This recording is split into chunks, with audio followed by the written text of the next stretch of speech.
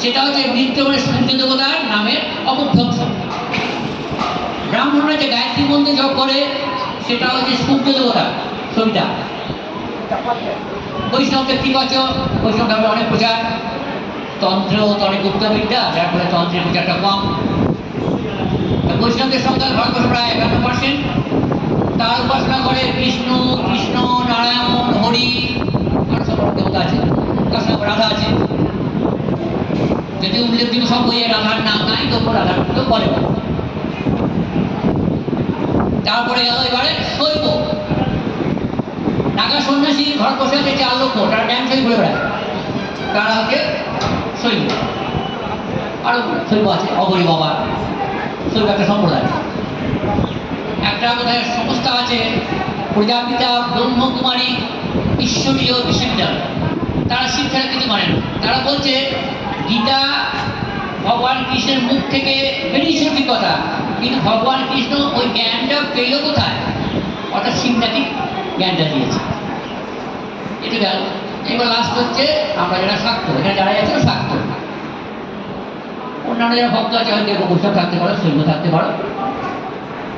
তা শাক্ত যারা, তারা কি করে, কালী তন্ত্রের 10টা দেবী আছে, ওঙ্কালী তারা মহাবিদ্যা, ষোড়শী ভুবনেশ্বরী, ভৈরবী ক্ষেত্রমস্তা চ বিদ্যা ধমাবতী তথা, বগলা সিদ্ধ বিদ্যা চ মাতঙ্গী কমলাপিতা, এতা দশ মহাবিদ্যা সিদ্ধ বিদ্যা প্রকৃতিটা। এটা 10 মহাবিদ্যা। এছাড়াও কিছু অন্যান্য দেবীকে ঢুকিয়ে নেওয়া হয়েছে। দুর্গা মূলত পৌরাণিক হলে ওকে তন্ত্রে ঢুকিয়ে নেওয়া হয়েছে। এছাড়া আরও কিছু দেবী আছেন, তরিতা, বজ্র প্রস্তারিণী, অন্নপূর্ণা। রাধাও কিন্তু, রাধা বলে বই আছে রাধাকে নিয়ে, তন্ত্র তার নাম, রাধা তন্ত্র। রাধাকে তোমাদের ভারত বৈষ্ণব, বৈষ্ণবী, কিন্তু রাধাকে নিয়ে বই আছে রাধা তন্ত্র। এবার হিন্দুদের প্রধান যে ধর্মগ্রন্থ হচ্ছে মাত্র 3টি। বেদ, বেদেরই অংশ হচ্ছে উপনিষদ। বেদ তো 4 ভাগে বিভক্ত, ব্রাহ্মণ, সংহিতা, আরণ্যক, উপনিষদ।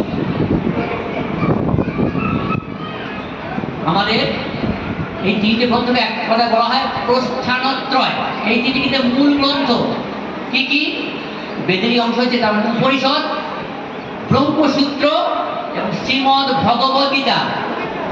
এই 3টে কিন্তু হিন্দু ধর্মের প্রামাণ্য গ্রন্থ। উপনিষদ অনেক আছে, শঙ্করাচার্য উপনিষদের ভাষ্য রচনা করেছেন। উপনিষদ 100টা আছে নাকি তারও বেশি আছে, 200 আছে, বলা যাচ্ছে না গো। সেই জন্য অসংখ্য উপনিষদ থাকার জন্যে ব্যাসদেব, যার জন্মদিন আমরা পালন করছি আজকে, ব্যাসদেব, কৃষ্ণদয়ী পায়া বেদব্যাস, তিনি ওই উপনিষদগুলোকে এক করে একটা বই করলেন, তার নাম ব্রহ্মসূত্র। কিন্তু ব্রহ্মসূত্রটা অতগুলো উপনিষদ, উপনিষদ এই উপনিষদ এক বলে তো ওই উপনিষদ আরেক রকম বলে, সেই জন্য ব্রহ্মসূত্রটা ওই সবগুলোকে নিয়ে সংক্ষেপে করতে গেলেন।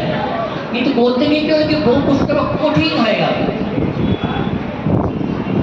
আর উপনিষদের সংক্ষিপ্ত রূপ ব্রহ্মসূত্র, আবার ব্রহ্মসূত্র বা উপনিষদের সংক্ষিপ্ত রূপ হচ্ছে শ্রীমদ্ ভগবদ গীতা। আর মানে ওটা যেহেতু কঠিন বলে গীতাকে সহজ করা হলো। আর রবীন্দ্রনাথ যেটা নিয়ে নোবেল প্রাইজ পেয়েছিলেন, গীতাঞ্জলি 1930 সালে, ভারতবর্ষের মধ্যে তিনি প্রথম এবং এশিয়া মহাদেশের মধ্যে তিনি প্রথম।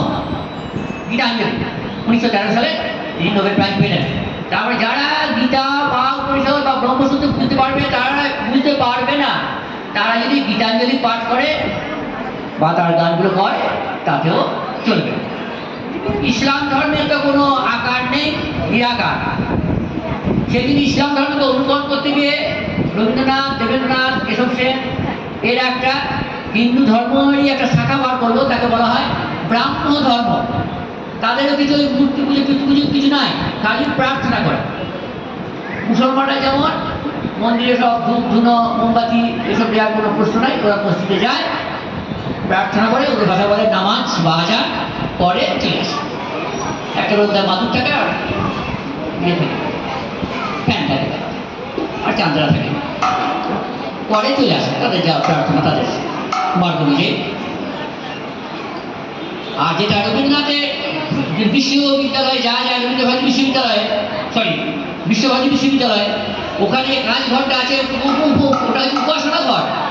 ওখানে কিন্তু কোনো দেবতার পুজো হয় না, আর সাকার মূর্তি পুজো হয়, হোমযজ্ঞ নয়।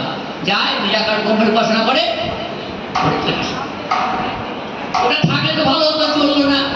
কলকাতার কয়েকটা ইন্টেলেকচুয়াল তারা ব্রাহ্ম ধর্ম, এমনকি স্বামী বিবেকানন্দ প্রথম দিকে ব্রাহ্ম ধর্মে গিয়েছিল, পরে তো রামকৃষ্ণের বলেছিল না, রামকৃষ্ণ আমার গুরু, মহামূর্খের পাল্লায় পড়ে আমার জীবন জ্বলে গেল, স্বামী বিবেকানন্দ বলেছিল। তারপরে থেকে আবার ব্রাহ্ম ধর্ম থেকে আমাদের এই মার্গে এলেন, পৌত্তলিক মার্গে। আমাদেরকে তো ইসলামপন্থীরা বলে আমরা নাকি পৌত্তলিক, শুধু পুজো করি আমরা। যাই হোক, ওরা করলেন ব্রাহ্ম ধর্ম প্রচার করলেন, তা সে তো টিকলো না। কয়েকটা ইন্টেলেকচুয়াল কলকাতায়, কেশব সেন, মুর্শিদাবাদ ঠাকুর, রবীন্দ্রনাথ ঠাকুর, শিবনাথ শাস্ত্রী, এরা সব ব্রাহ্ম ধর্ম প্রচার করলেন, কিন্তু সেটা টিকলো না।